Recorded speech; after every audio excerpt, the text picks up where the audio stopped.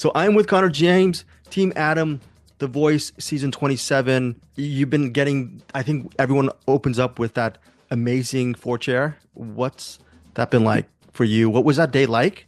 And just people fighting over you. And I think really looking back, Adam had a great analysis of your performance and your artistry. So can you speak to that? I thought that was very apt as far as your talent goes. Thank you. Yeah, sure. The day was amazing. I um, woke up feeling really good that day, and then just decided that, if I had the opportunity to sing for those four people, then I would leave it all out there and not leave anything to chance and just give it all I have. So um, it went great. And then, yeah, the feedback with Adam, I would say it was as concise as it got, because, you don't see the entirety of the conversation you have with all the coaches.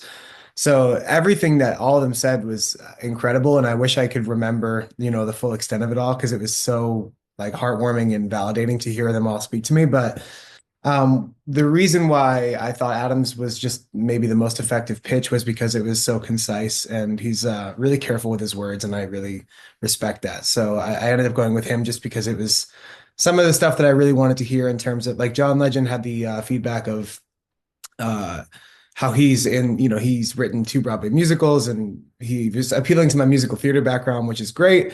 But I don't think they aired this, but at one point Adam said, like, I can tell that you want more than that, and that definitely is the case. So he just kind of was able to speak to where I'm trying to go with my career after the show. On wanting more than that, you mentioned during your blinds, you mentioned Bridgewater, Massachusetts, elbow crease. Did you get anything from back then? And then did you get any reaction about that? That was pretty funny. And then you also spent some time in New York City, Los Angeles.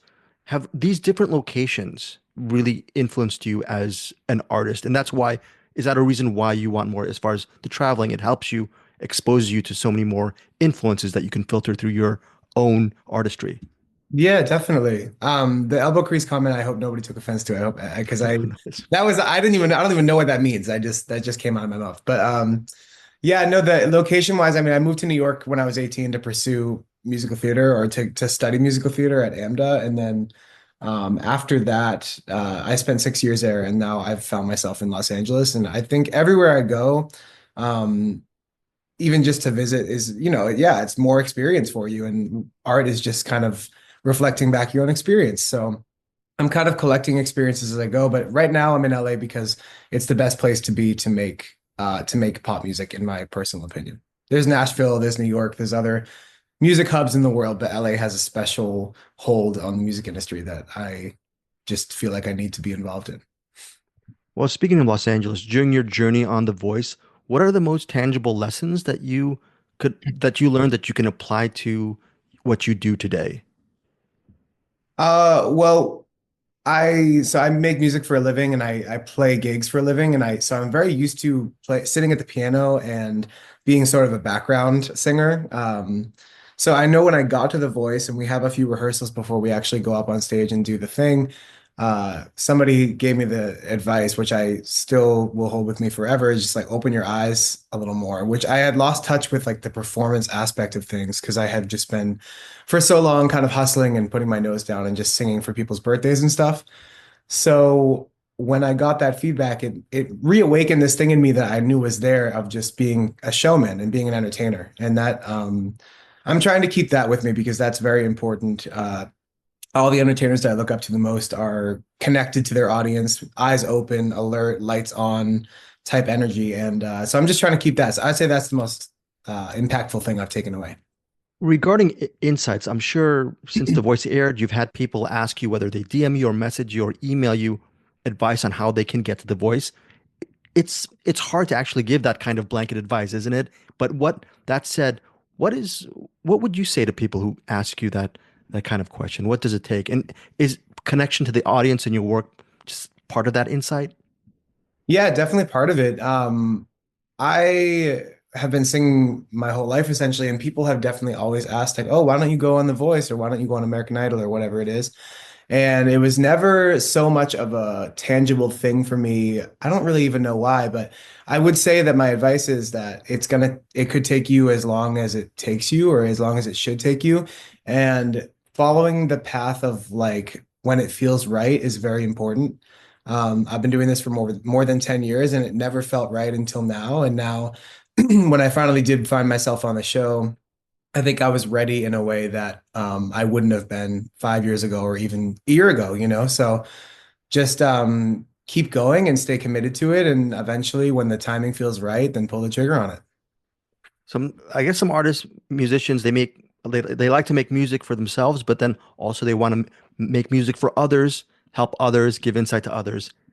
Your YouTube channel, Connor Thaxter, I That's my believe. like birth name. Yeah. Yeah, so you have a great vlog. I don't know how many minutes it is, but it's really in depth. I'm about a quarter of the way, and you're talking about how you make music and your new studio and just a day in the life.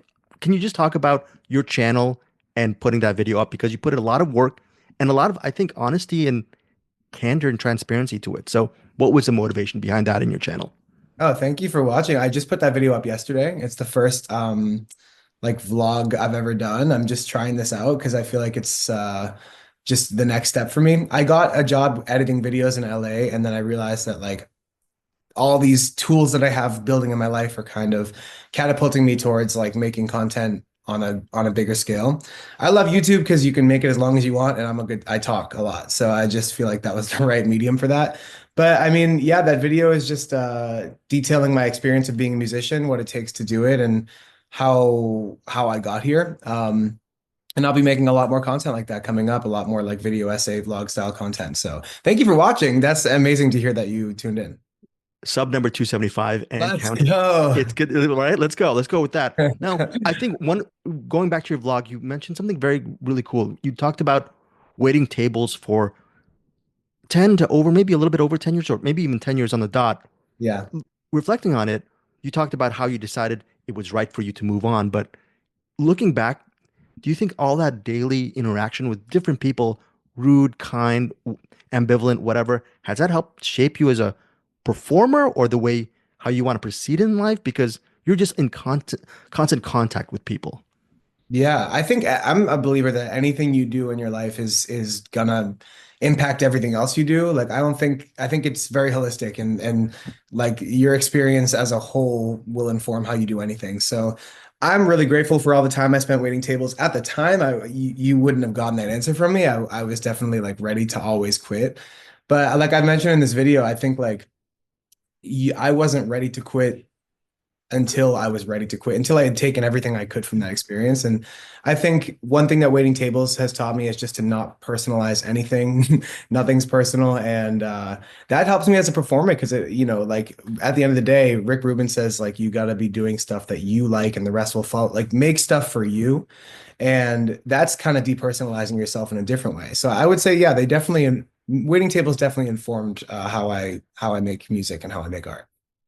On music, can you tell our listeners about, and I really like Indigo, Don't Be Shy, where they can find your music. I was just listening to that track as well. And you actually have an album from a couple years ago. I'm a Spotify user, so I'll be consuming all that stuff. Can you tell our listeners all about that? Nice. Thank you, Greg. Yeah. You can find my music anywhere you can stream music, Spotify, Apple Music. There's a billion other ones. They're all there. It's on all of those. And then also, if you want to support me directly, you can go to Bandcamp. It's my handle, Conor Thaxter at Bandcamp. And you can buy directly from the artist. That definitely is where we're heading in terms of the structure of the music industry. How to support artists tangibly is kind of directly to give to them. But also, it's on all the streaming services. So wherever you look, you will find it. Connor, thank you so much for your time. And my final question is, I'm LA based as well. Just your Yes. thoughts of living in LA. I always complain to people that there's so many things that are happening in our city, whether it's fires or earthquakes or just a laundry list of so many things. But do you find joy regarding living in Los Angeles? I've been a resident here since I was 10, but I want to hear your thoughts on it. Oh, of course. I think it's like the cool thing to do to hate it here, and I think that's really lame. I think it's an incredible city, not without its faults, but anywhere has its faults. I think LA is one of the most like vibrant and diverse and cool places I've ever been in my life, and so I'm very lucky to live here. Especially with the fires earlier this year, I think it definitely just solidified. You know, people were doing such nice things for each other. They were turning volunteers away at in Altadena and in the Palisades, and they were turning donations away because they had too many of them. So I think it became very clear to me, like people want to say LA is like the shallow Hollywood city. It's like people don't understand that this is a giant city with a huge working class, and it's just one of the most amazing places on earth. So yeah, I'm so happy to live here. It's the best.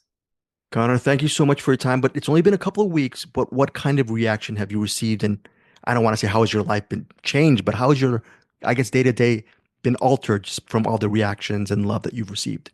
Yeah, it's been a ton of outpouring of love and people that I haven't talked to in years. And then, I'm careful. I don't want to go through the comments because I think that you're inviting some demons if you do that. But it's been amazing to see how people have reacted to it. And, everybody's been super kind and generous so far. So if anything, my ego is a little bit more inflated. No, I appreciate all the love and it's been awesome. Thank you so much, Connor. I can't wait till your YouTube channel gets a million subs. It's going to happen very, very soon. So thank you so much. Thanks, Greg. All right, Thank you you. take care. Hey guys, thanks so much for watching this video. For more movie and television reviews and interviews, please subscribe to my Deepest Dream channel. Like, comment, share, subscribe. And as always, thanks so much for your support. Take care.